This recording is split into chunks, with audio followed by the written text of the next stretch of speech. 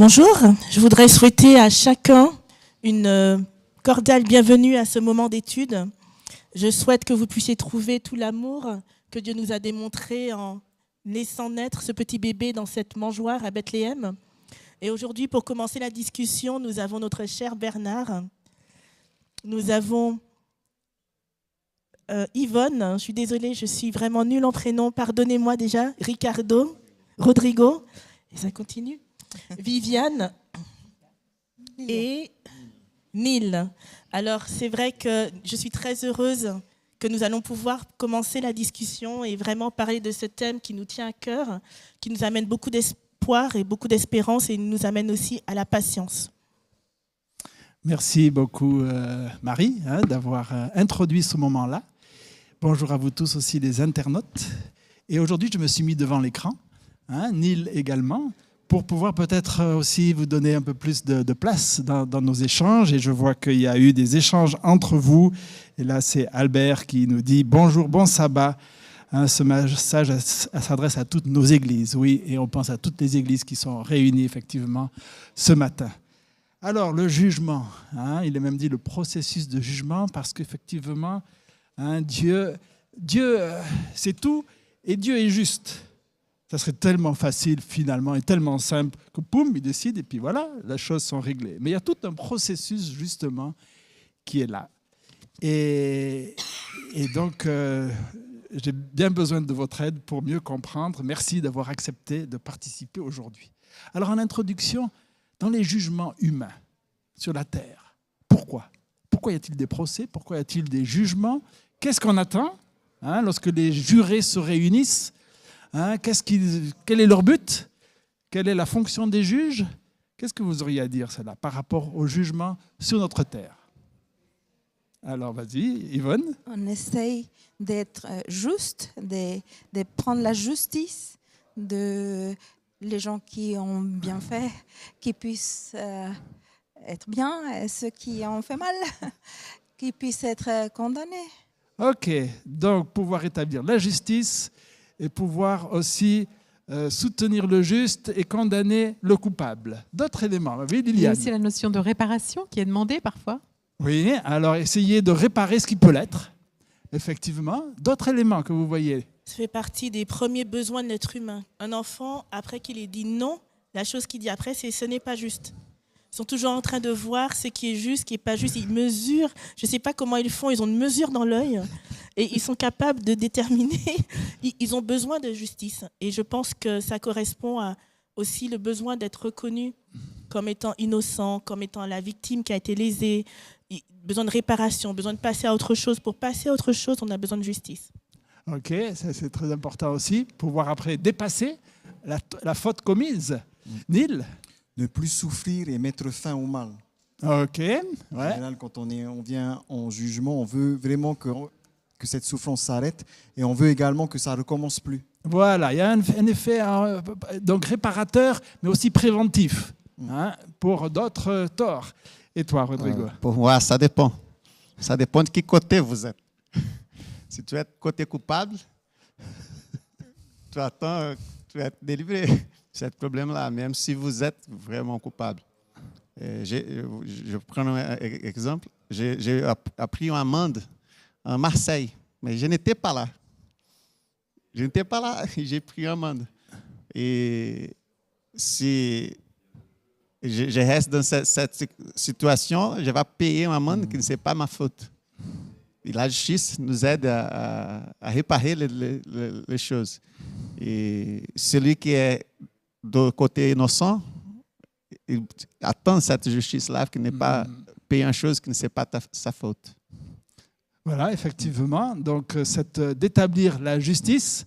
Et puis, Neil, tu vas nous parler au nom des internautes ? Oui. Roland souligne deux aspects également importants, la reconnaissance des victimes et la protection de la société. Oui. Paul ajoute encore quelque chose, c'est pour instaurer un certain ordre et un cadre dans la société. Donc le jugement, il a cette fonction-là, c'est le jugement humain. Instaurer un ordre et un cadre qui va déterminer la société. Merci à vous tous. Un autre élément qui apparaît par rapport à la justice, c'est déjà d'établir la vérité autant que possible. En tout cas, c'est le souhait souvent des victimes, que de mieux savoir qu'est-ce qui s'est passé. Hein, il y a souvent cette attente-là qui, malheureusement, est souvent aussi frustrée. Alors que Dieu, lui, il sait tout. Hein, et comme j'ai dit, ça serait tellement facile, puisqu'il sait tout, de dire, voilà, on fait comme ça, et puis après, on passe à la nouvelle terre. Mais non, il y a un processus. Alors, c'est assez compliqué quand on prend tous les textes par rapport au jugement. Quels sont les différents, on va le revoir dans le détail, mais juste, quelles sont les différentes personnes qui sont mentionnées comme ayant une fonction de juge dans la Bible? Alors, vas-y, Neil. Il y a tout un livre qui va parler des juges d'Israël. Oui, Donc, alors... déjà, il y a tous. Alors c'est vrai, il y avait déjà des responsables qui étaient juges, mais par rapport même simplement de la notion du jugement dernier. Le jugement dernier. Hein? Je vais d'abord. Oui.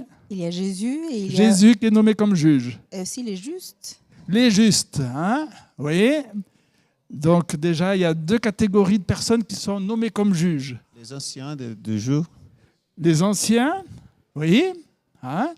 Et puis... dans notre compréhension de la Bible, il y a différentes phases dans le jugement. Qu'est-ce que vous avez en tête? Après, on va approfondir. Donc, il y a 3 phases. Vas-y. Il y a d'abord le jugement investigatif, donc pour scruter un peu les personnes individuellement. Et ensuite, nous avons le jugement pendant le millénaire. Et ensuite, il y a le jugement exécutif à la fin du millénaire. Voilà, merci d'avoir résumé de cette façon-là. Alors, nous allons commencer avec un certain nombre de textes qui voient un aspect, et je vous ai proposé de commencer par Daniel, chapitre 7, versets 9 à 14. Hein? Voilà, et pendant que vous cherchez, je vous lis ce que Bovary a écrit. Hein, ce qu'on attend du jugement, c'est la justice pour inculper le coupable et disculper l'innocent dans le but de réparation. Hein. Et puis Roland qui nous dit, oui, on considère souvent le jugement comme négatif, mais il peut aussi être positif. Alors, quelqu'un peut lire Daniel 7, versets 9 à 14. Pendant que je regardais, on a placé des trônes et l'Ancien des jours s'est assis. Son vêtement était aussi blanc que la neige, et les cheveux de sa tête pareils à de la laine pure. Son trône était de flammes et ses roues étaient un feu dévorant. Un fleuve de feu coulait et sortait devant lui. Des dizaines de milliers le servaient et des centaines de millions se tenaient debout devant lui.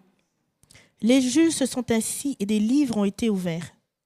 J'ai alors regardé à cause des paroles arrogantes que prononçait la corne. Pendant que je regardais, la bête a été tuée. Son corps a été détruit et livré au feu pour être brûlé.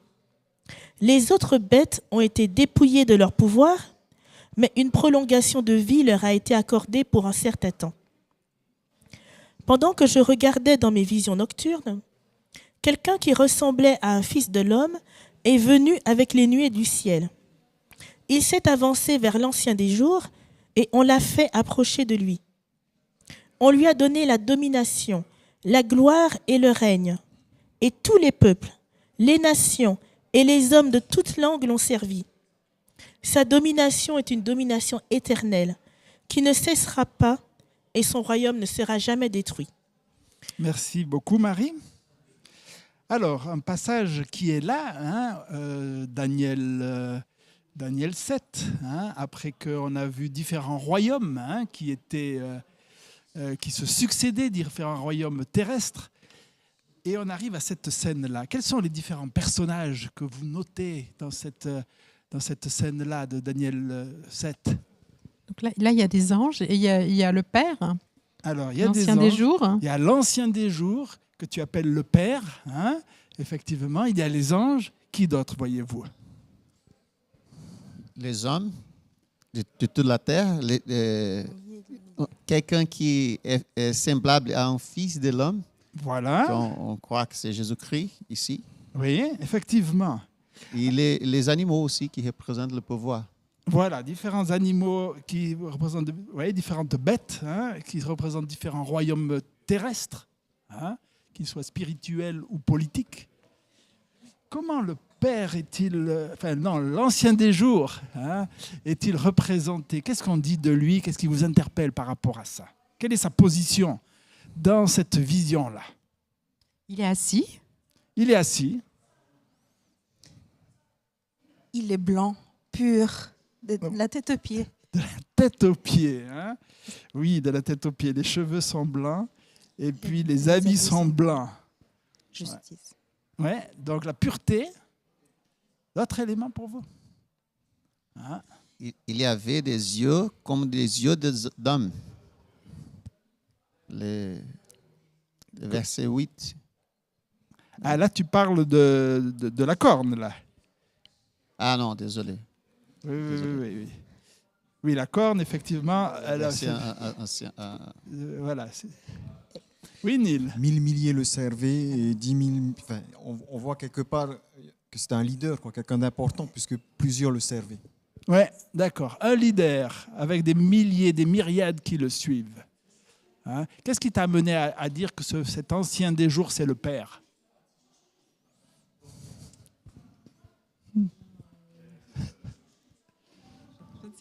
Je ne sais pas. Hein? Non, mais je veux pas. On le pense aussi.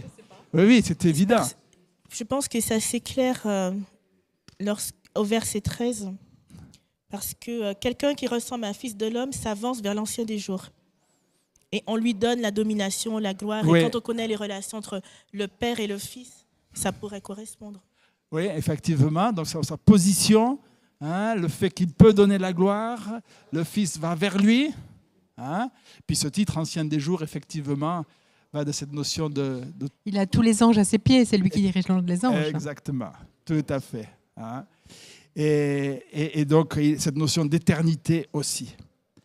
Alors, quel est son rôle à lui dans cette vision-là? Est-ce qu'on a une idée? De présider à l'ouverture des livres. De présider. Hein? C'est ça qui est intéressant. C'est le président de séance. Hein? Mais on lit au verset 10, « Les juges s'assirent et les livres furent ouverts. » Qu'est-ce que ça nous dit sur Dieu, là? Hein? Il y a des juges qui font, et puis lui, il est là, à côté. Qu'est-ce que ça vous dit sur vous, sur Dieu? Mais ça ressemble étrangement au système judiciaire humain. Je ne sais pas si nous sommes beaucoup basés sur les descriptions du jugement que l'on trouve dans la Bible. Est-ce que, au contraire, c'est pris des images du jugement qui existait déjà et du système qui existait à l'époque? Mais c'est vrai que chacun a une fonction bien définie et l'un n'empiètre pas sur les responsabilités de l'autre. Ok, donc en tout cas, là, ce n'est pas Dieu qui juge. Voilà, il n'est pas juge et partie. Oui. Rodrigo? Oui, il y a un travail dans les tribunaux humains, qui c'est le policier qui fait les investigations, qui c'est pas les mêmes, parce que Dieu nous donne des images pour nous aider à comprendre certaines choses, mais c'est pas exactement la même chose. Né? La première investigation, la première façon de voir, c'est Dieu même qui le fait. Mais après, il nous donne à l'autre juge pour vérifier son caractère et voir si c'est juste ou pas. Ça, et Dieu ne permet pas que les êtres humains puissent vraiment juger le destin de l'autre tout de suite. Né? Il vérifie l'action dos outros êtres humains et des autres juges, c'est vérifier si Dieu, le caractère de Dieu. Et à la fin, on va voir que Dieu est juste. Ok, donc il y a aussi, donc tu dis que il y a aussi Dieu qui est en jugement dans l'histoire. Hein? Oui, Neil? C'est une question que je me pose quand je vois le commentaire de Bovary Bonza, lorsqu'elle a dit le jugement investigatif a commencé depuis le 22 octobre 1844, consacrant l'entrée du Christ dans le lieu très saint du sanctuaire céleste. Alors la question que je me pose en voyant ce commentaire, c'est est-ce que c'est ça dont il s'agit, le jugement investigatif dans Daniel 7? puisqu'elle a réagi par rapport à nos propos. Et Oui, elle oui. associe. Enfin, je me pose la Merci, question. merci Bovary, effectivement, par rapport à cet élément. Et on voit aussi que Hilaire nous demande, je voulais savoir plus sur la deuxième résurrection. Donc c'est vrai que ces questions-là nous invitent à nous interroger à quel moment cette scène se produit. Et pour ça que je vous invite à venir au verset 13. Hein, un fils de l'homme qui arrive sur les nuées du ciel, il s'avança vers l'ancien des jours, on le fit approcher de lui et on lui donna la domination. Et tous les hommes, tous les hommes et le servirent. Voilà. J'ai longtemps cru qu'il s'agissait du retour de Jésus en gloire, le Fils de l'homme sur les nuées du ciel. Et puis, en lisant dans Tragédie des siècles, hein, il y a le chapitre, enfin, il y a plusieurs passages. Hein, là, c'est dit non, ce n'est pas le retour de Jésus. Comment vous comprenez-vous? Pour moi, il y a tout un panorama là, en fait. C'est-à-dire que ça commence effectivement par l'ouverture des livres. Donc ça, c'est 1844. Après, on voit qu'il y a des animaux qui sont dépouillés de leur puissance. Ça, c'est tout le panorama de toutes les bêtes de Daniel qui se succèdent et qui sont finalement dépouillées les unes après les autres. Et puis, à la fin, nous arrivons vers la domination qui est donnée à Jésus. Ça, c'est ce qu'on appelle c'est le mariage, en fait. C'est vraiment Jésus, il a la victoire. Et son royaume, finalement, c'est celui-là qui va être le royaume éternel. Oui, alors effectivement, cette notion de panorama, on la retrouve. Et puis, on dit souvent que là, dans ce passage, il y a à la fois la notion du jugement investigatif, hein, l'instruction du jugement. Hein, on a les juges instructeurs qui essayent de voir les cas. Et après, l'exécution du jugement est aussi dans ce passage-là. Et si on va un peu plus loin au verset 27, hein, lorsqu'il y a eu une explication qui a été donnée à Daniel sur cette vision, hein, verset 26-27, Daniel 7, « Puis viendra le jugement, et on lui ôtera sa domination qui sera détruite et perdue pour jamais. Le royaume, la domination et la grandeur de tous les royaumes qui sont sous le ciel seront donnés au peuple des saints du Très-Haut. » Hein, donc on voit qu'on va encore plus loin là, dans cette dernière partie. Au début, c'est Jésus qui reçoit, et là, c'est même le peuple racheté qui reçoit. Alors, je reviens à la question de Neil et de Bovary, finalement. Hein, comment comprendre la notion d'instruction du jugement à ce moment-là? Alors, Liliane, tu nous dis, déjà, il y a la notion de livres qui sont ouverts. Et donc, s'il y a des livres qui sont ouverts, ça évoque pour toi la notion d'instruction du jugement. D'autres éléments pour vous? Hein? Oui, Neil. La notion d'instruction, en fait, c'est tout simplement on recueille toutes les preuves, tous les éléments qui viennent en faveur ou contre nous. C'est tout simplement ça. C'est-à-dire qu'à ce moment-là, sont recueillies toutes les preuves, tout ce qui va nous incriminer ou discriminer par rapport à notre situation. C'est ça ce que dans le système judiciaire qui est calqué, comme je ne sais plus qui nous a dit, c'est un peu calqué sur le modèle humain. Pour nous donner une image, ben, c'est ça, ce que nous on appelle l'instruction ou le jugement investigatif. Voilà, oui, le modèle humain ça semble se calquer sur ce modèle divin, effectivement. Hein, et alors, par rapport à ma question sur le retour de Jésus, qui arrive sur les nuées du ciel, hein, ce qui est dit là, c'est que Jésus s'avance vers l'ancien des jours. Hein, et donc, pour noter que ça ne peut pas être le retour de Jésus en gloire sur la terre, dans ce passage-là. Puisqu'en fait, il va vers l'ancien des jours. Donc, ce n'est pas la même chose que ce qu'on lit dans les évangiles sur le retour de Jésus. Oui, Yvonne. C'est un jugement. Et dans un jugement, il y aura quelqu'un qui est condamné et quelqu'un qui est sauvé. Il ne faut jamais oublier qui nous a sauvés. C'est Jésus. Il doit être présent dans ce jugement puisqu'il a porté les jugements de nos péchés. Donc, si on approfondit un tout petit peu ce qui sont jugés dans ce jugement et toutes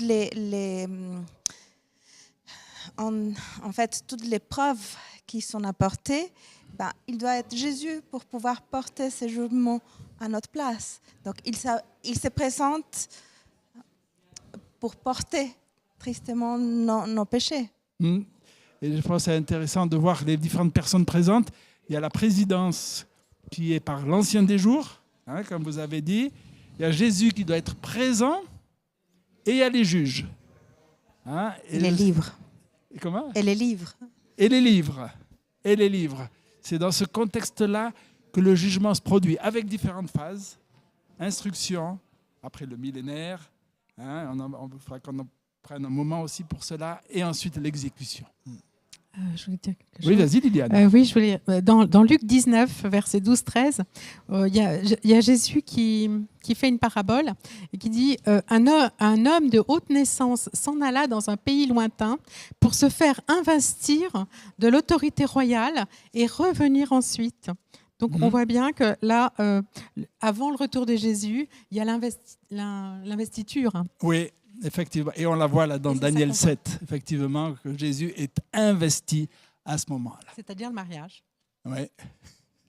En tout cas, la préparation au mariage. Après, oui, il y a encore cet élément. Parce que le mariage s'est fait, il se fera à quel moment ? Parce que tu dis le mariage. Au moment de l'investiture. OK. Vas-y, Rodrigo, on a besoin de tes lumières. Vous voyez qu'on creuse ensemble.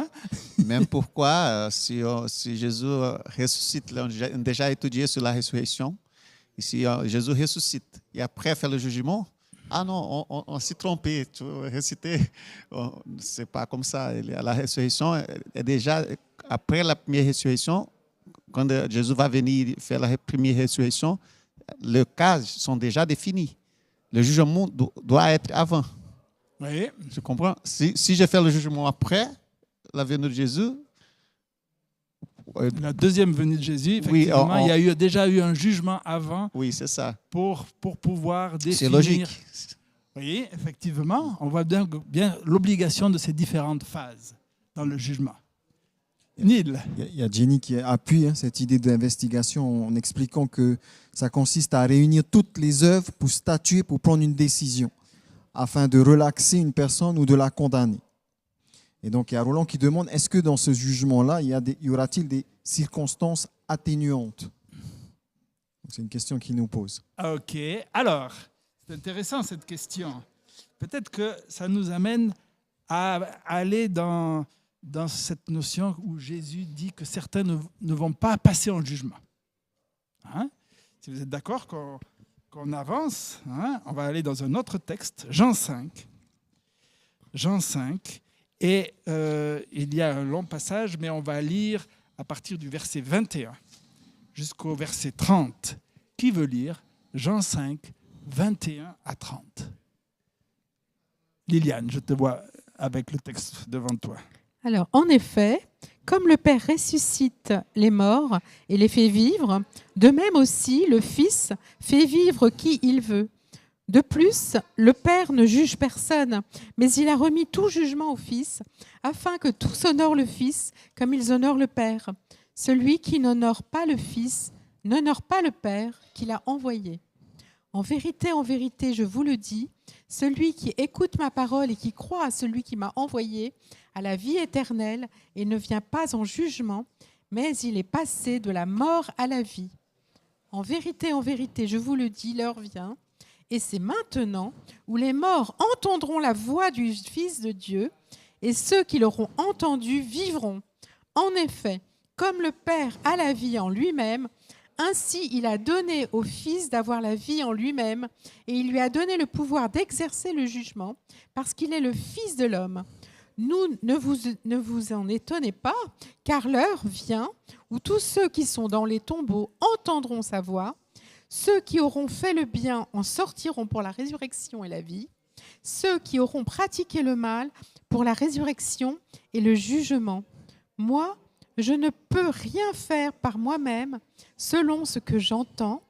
Le juge et mon jugement est juste, parce que je ne cherche pas ma volonté, mais la volonté de celui qui m'a envoyé. Merci beaucoup. Alors, le mot juger, le mot jugement apparaît à de nombreuses reprises dans ce passage. Qu'est-ce qu'on y apprend sur la notion de jugement dans ce passage? Vas-y, Nid. Un élément qu'on n'a pas dit tout à l'heure, que Roland souligne, c'est que le jugement sera fait de manière collégiale. On parle des juges. Oui. Donc il y a un jugement où tout le monde beaucoup de personnes sont impliquées dans ce jugement-là. Il faut Effectivement, quand même souligner qu'il est dans le ciel, le jugement. Hein. Oui, oui. C'est important. que le jugement se fait dans le ciel. Oui. Oui, en tout C'est cas, une on le scène voit du clairement dans Daniel 7, hein, et que c'est collégial. Mais dans ce passage-là, il y a d'autres choses encore qui se rajoutent à la notion de jugement. Marie. Oui, c'est de nouveau confirmé que ce n'est pas le Père qui juge. Il a toujours cette fonction d'organisateur, de celui qui préside, mais ce n'est pas à lui qui est remis la fonction de juger. Voilà. Et alors, Rodrigo? Oui, le jugement aussi, quand il parle des enfants de Dieu, ne va pas être jugé. Ça veut dire que le juste ne va pas passer devant le tribunal. Non. Le mot grec, il est très pauvre. Il y a 8000 mots, il est très pauvre. Et cela, il est crisis. Oui, qui aussi, ça veut dire crisis. Comme la crise. Oui. Et ça veut dire aussi condamné. Ok. Ça veut dire qu'il va être devant le tribunal, mais quelqu'un va prendre sa place, va mettre son manteau devant lui, manteau de justice, va dire, maintenant tu peux passer. Ce n'est pas nous qui va passer, comme l'apôtre Paul dit, ce n'est pas moi qui vive, c'est Christ qui vive en moi. Dans ce cas-là, ce n'est pas nous vraiment, notre vie qui va passer devant le tribunal, c'est la vie de Christ. Il va montrer, celui-là est mort.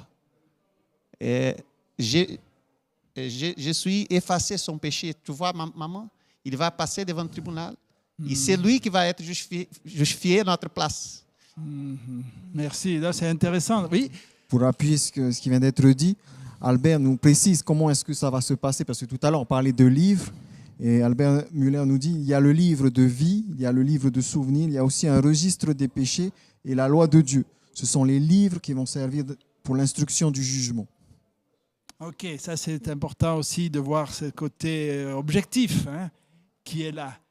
Et en lien avec ce que tu dis, donc dans ces livres-là, on parle aussi quand même de ceux qui vont être justes. Hein? Parce que ça paraissait quand même bizarre de se dire, alors du moment qu'on est considéré comme juste, on n'est pas du tout jugé. Je suis intéressé d'apprendre que dans le grec, il y a peu de mots finalement. Il y avait peu de mots à disposition, c'est ça? Il y a 3 mots. Et pour aller dans son sens, tout à l'heure, il parlait de juge condamné. Donc, pour moi, c'est dans ce sens-là ici, quand on lit, parce qu'on peut se demander, il ne vient pas en jugement, ça veut dire qu'il y en a qui ne sont pas jugés. Non, ils ne viennent pas en condamnation. C'est pour ça que juste après, il va dire, il est passé de la mort à la vie. C'est-à-dire qu'il y a pas, là, on parle de la sentence. Quand plus tard, Paul va dire, il n'y a pas de condamnation pour ceux qui sont en Jésus-Christ, il n'y a pas de sentence, il n'y a pas cette mort qui est prévue normalement quand tu es condamné, n'appartient pas à ceux qui se sont attachés à Dieu. C'est pour appuyer ce que Rodrigo disait. Super. Je n'ai pas cherché sur les Bibles françaises, je n'ai pas de temps, mais en portugais, il y a des Bibles qui parlent jugement et des Bibles qui parlent condamnation. Il y a déjà comme ça dans sa traduction. Ok, merci. J'ai cru que tout. Alors, une question. Il est dit là que Dieu a remis le jugement au Fils. Hein? Et Jésus le dit à plusieurs reprises. Pourquoi Dieu fait-il cela? Parce qu'il est fils de l'homme. Oui, c'est ce que Jésus dit. C'est écrit au verset 27. Au verset 27. Et il lui a donné aussi le pouvoir de juger parce qu'il est le fils de l'homme. Alors, explique-nous un peu plus loin. Pourquoi? Parce qu'il est le fils de l'homme, il lui a donné le pouvoir de juger. Pour plusieurs raisons. Parce qu'il est celui qui, comme tu disais, Rodrigo, qui se met à notre place, qui prend notre place, et parce qu'il est le seul être céleste qui a réellement vécu une vie d'homme. Donc, comme dit l'apôtre, comme nous, il comprend, il est le sacrificateur parfait, parce qu'il a vraiment vécu cette vie d'homme, tout comme nous. Donc, on ne peut pas lui imputer à Dieu d'être trop éloigné de nous, de ne pas avoir les compétences de nous juger parce qu'il ne pourrait pas comprendre ce que nous vivons. Et on se rend compte, par exemple, que les failles de la justice humaine, c'est bien cela. Les juges qui jugent n'ont pas du tout le parcours des condamnés. Et quand on regarde la biographie des condamnés, c'est toujours pareil. Une famille dysfonctionnelle en général, des parents qui n'ont pas pu être aimants, etc., qui mènent souvent au crime, à être exclus de la société. Et souvent, ceux qui se retrouvent à juger n'ont pas du tout eu ce parcours. C'est pour ça que souvent les criminels vont avoir comme devise « Seul Dieu peut me juger ». Ils veulent dire par là que seul celui qui peut vraiment comprendre ce par quoi je suis passé peut vraiment prononcer une mesure de jugement. Mais là, on ne peut pas utiliser ce slogan parce que celui qui nous juge est notre frère, celui qui a été avec nous dans le ghetto, dans les mauvais quartiers, dans les situations. Et c'est notre semblable, en fait, qui exerce la sentence. Et on ne peut rien dire parce qu'on sait très bien qu'il a vécu les mêmes conditions que nous, qu'il comprend, qu'il parle le même langage. Et c'est pour ça que c'est au Fils de l'homme, c'est-à-dire à l'homme lui-même, qu'est remis le jugement.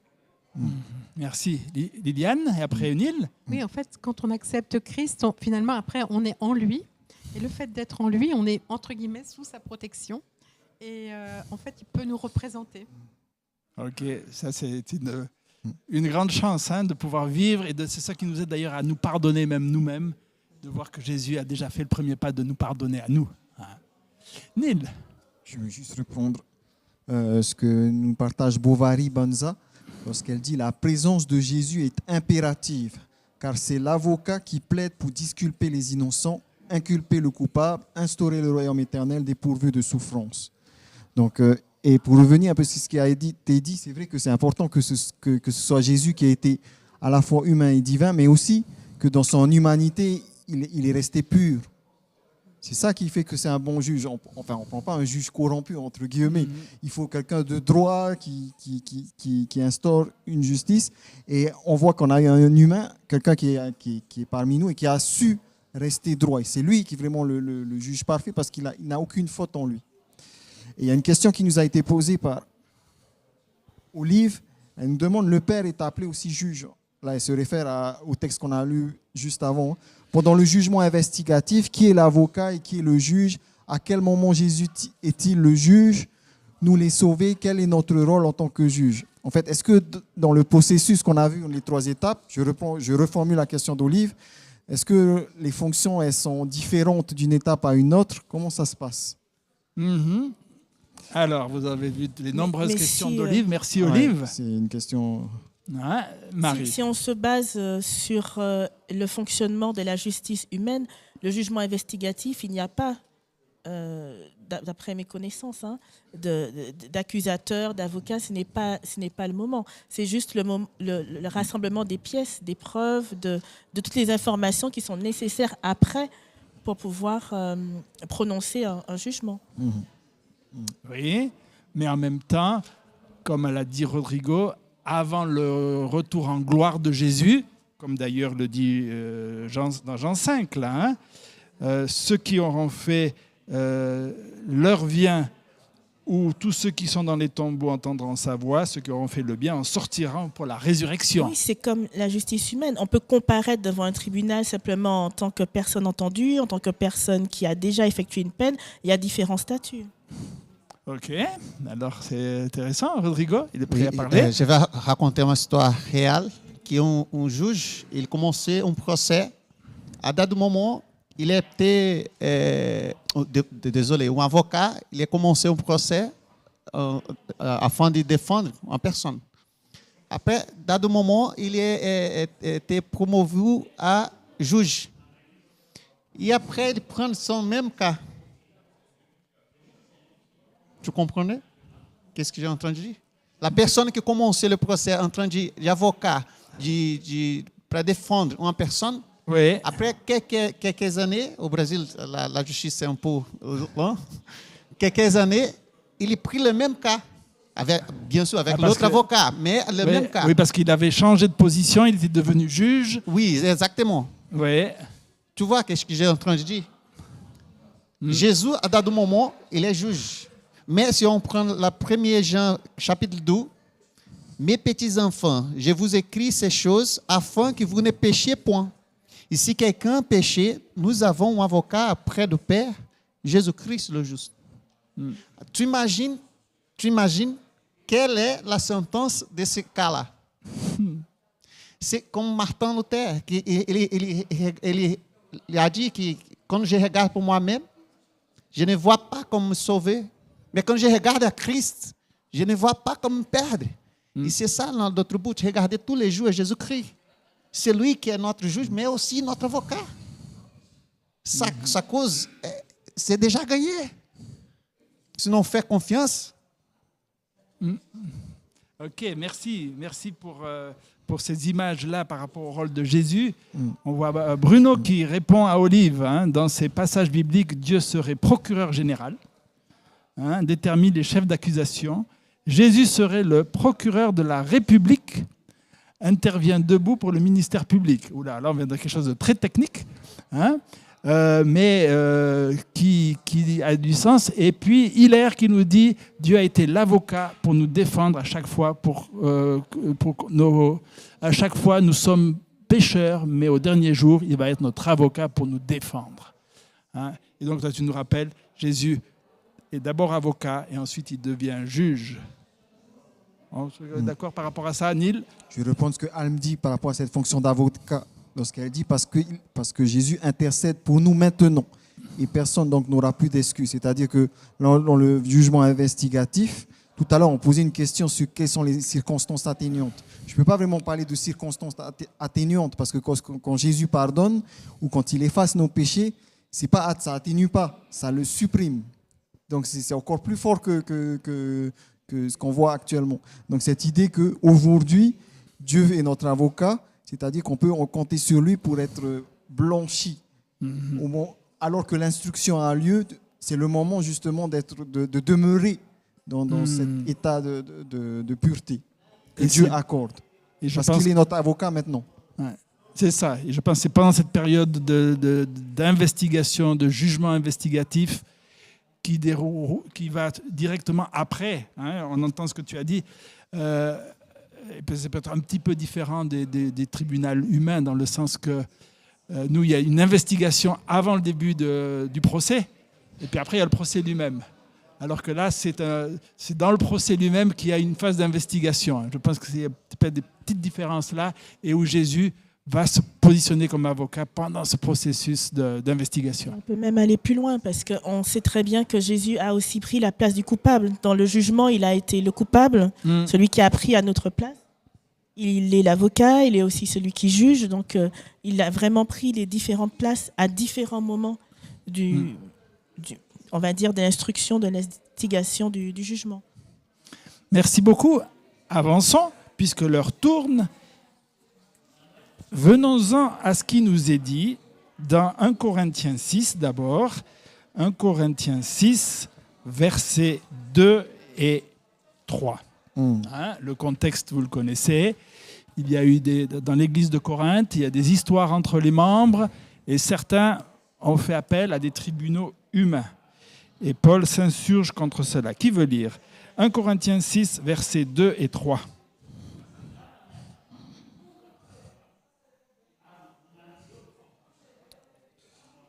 Lorsque l'un de vous est indifférent avec un autre, comment ose-t-il faire un procès devant les injustes et non pas devant les saints?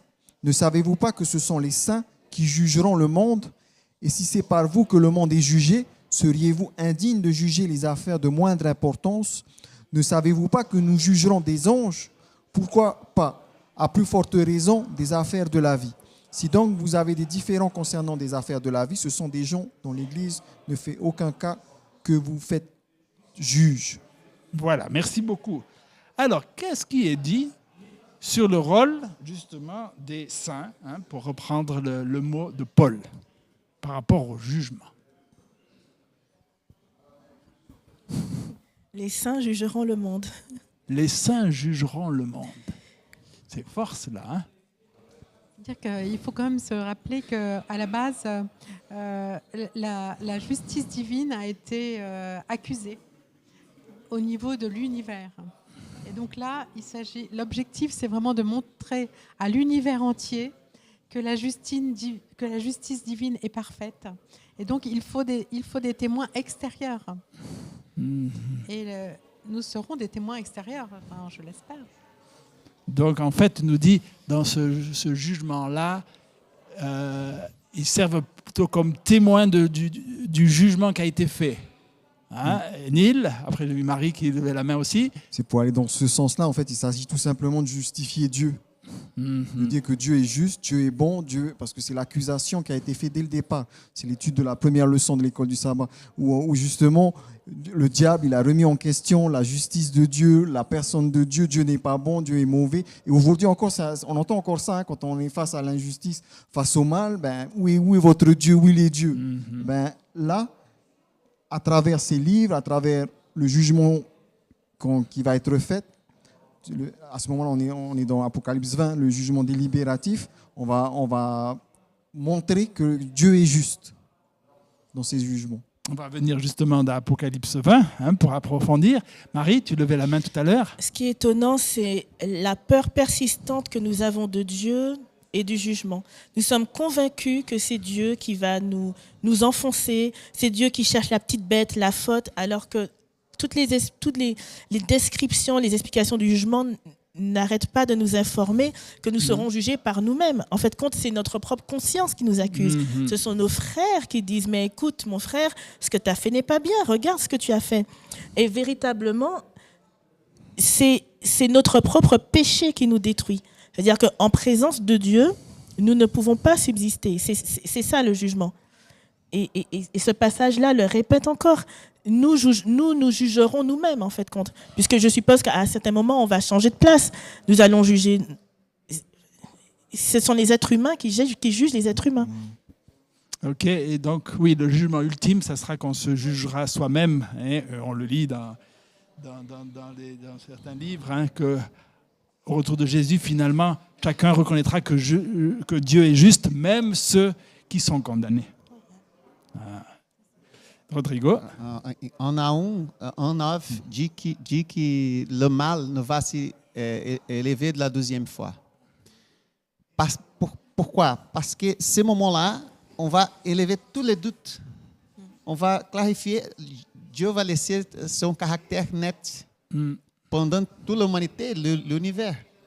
Et parfois, on peut voir des personnes qui sont devant l'église, qui parlent bien, et n'est pas sauvés. Et aí on arrive au ciel et on peut dire... Pourquoi parfois? Non, je rigole. Et on va regarder, on va dire, ouais, mais cette personne-là, elle parlait bien, elle a semblé avoir une vie parfaite, mais elle n'est pas là. Pourquoi? On va regarder le cas de cette personne, on va voir pourquoi elle n'est pas sauvée, on va voir Dieu juste. Dieu est juste. Ce n'est pas à cause des œuvres. On va voir ça après, je crois. Mais ce n'est pas à cause des œuvres. Mais la vraie façon d'être sauvé, c'est la relation avec Dieu. Et cette relation va amener les œuvres. Mais ces moments-là de jugement, c'est pour clarifier toutes les choses. D'abord, on va être surprise. On va avoir 3 surprises. D'abord, être là. La première surprise. Comment je suis là? La deuxième est voir des personnes qui n'ont jamais imaginé qu'elle va être là. Par exemple, on prend le cas d'Isaïas. Il a été coupé au milieu pour le roi Manassès. Et on va arriver au ciel, il va regarder, il va voir Manassès. Mais comment? Mais Étienne et l'apôtre Paul, mais on va arriver au ciel. Tu es là, tu es en train de me lapider. Tu vois, on va voir des surprises. Personnes qui n'ont jamais imaginé qu'il va être là, il va être là. Et a 13e, des personnes qui vont penser qu'il va être là, il ne va être là. Et ça va clarifier toutes les choses. Et après, le mal ne va pas s'élever à nouveau. C'est ça. Moi, je crois que le jugement, c'est avant tout pour le mal, en fait. C'est de montrer que Satan a échoué vraiment complètement.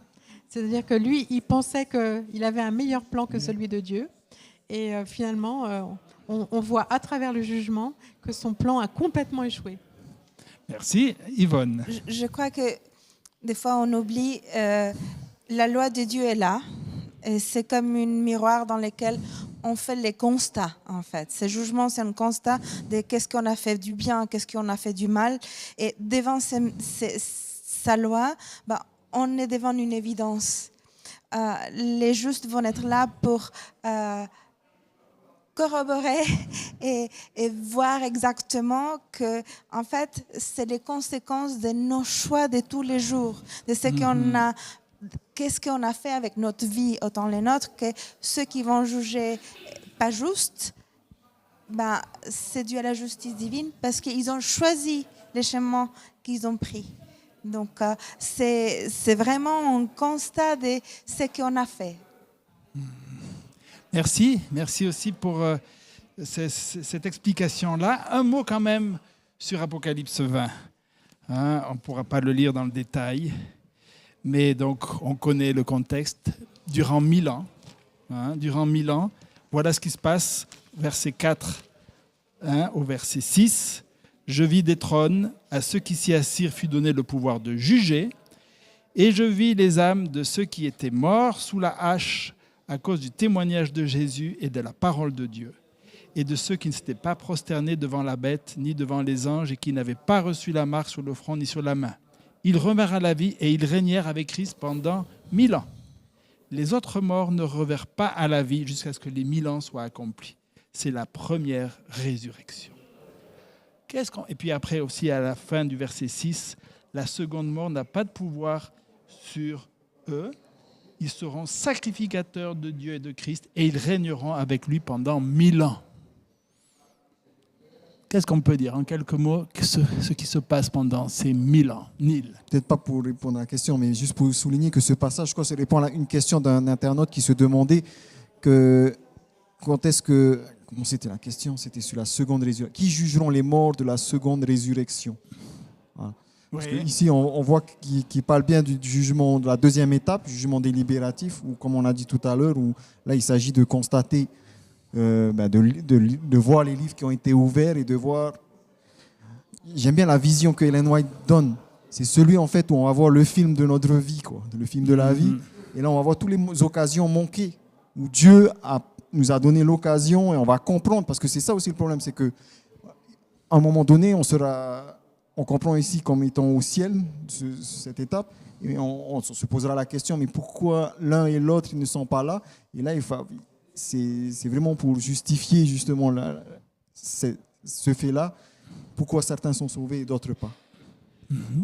Merci pour cela. Effectivement, le film de la vie des uns et des autres. Dans les 5 minutes qui nous restent, comment pouvons-nous appréhender maintenant mieux le caractère de Dieu, de ce qu'on a vu?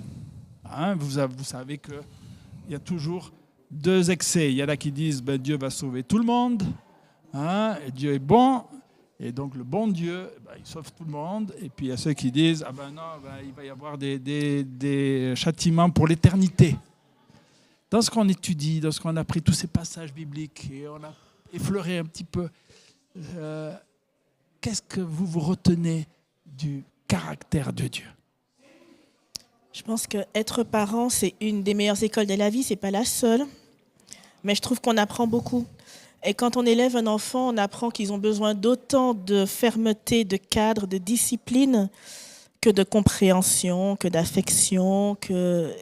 Si un enfant a que l'affection, il ne peut pas bien grandir. S'il a que la fermeté, la discipline, ça ne marche pas non plus. Et il faut vraiment les deux.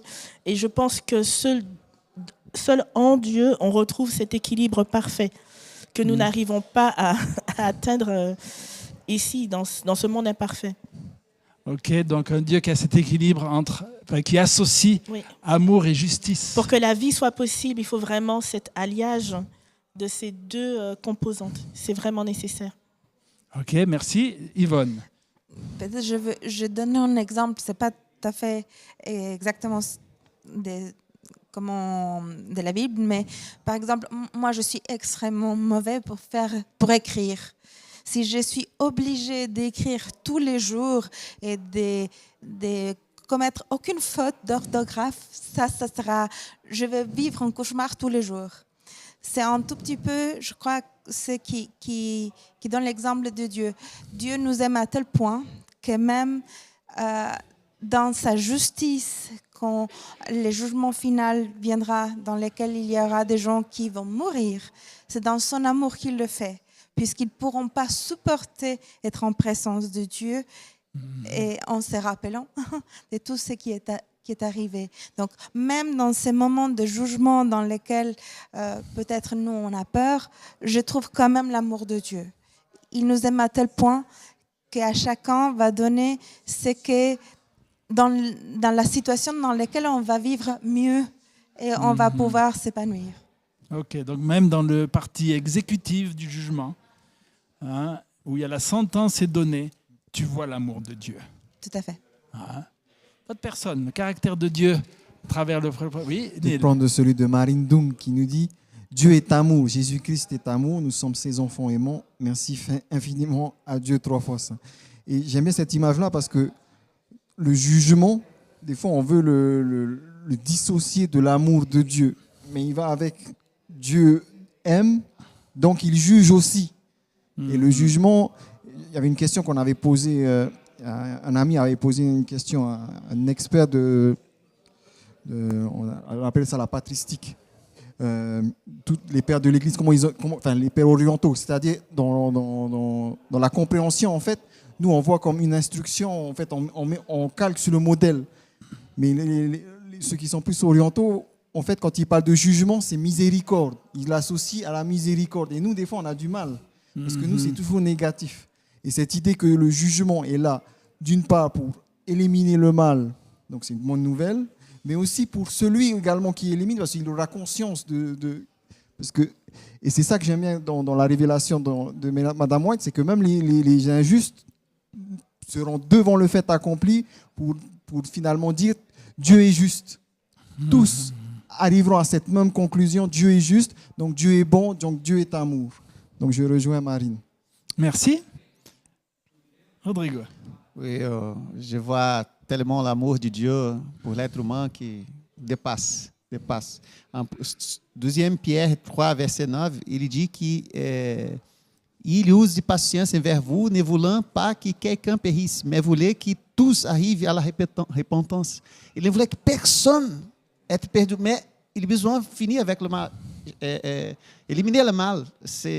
Et pour lui, même ça, le juge exécutif, c'est quand Jésus va revenir la 13e fois, hein, avec la cité, la ville sainte sur Jérusalem, que les impies va relever pour essayer de prendre la ville.